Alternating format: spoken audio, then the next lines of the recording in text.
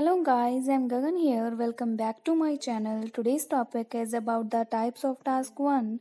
So without wasting any time, let's get started the further video, as there are 7 to 8 types of task 1, and these are table chart, bar graph, pie chart, line graph, flow chart, process chart, map chart, and the last one is combination chart.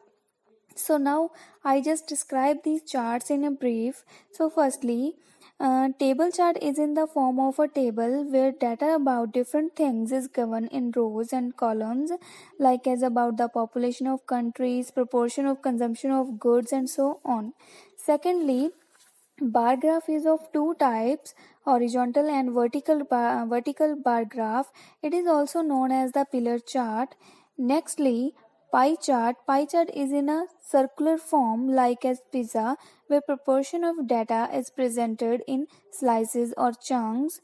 As now we are moving towards line graph, it is also known as a linear representation where different types of lines illustrate the data of different things. Furthermore, in flow chart, detailed process of a particular thing is described.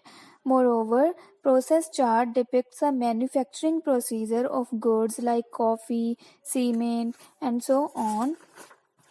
And the another one is map chart. In this kind of chart, information about a particular area is given, and also map chart is a comparison of time, such as past with present, present with future, and past with future.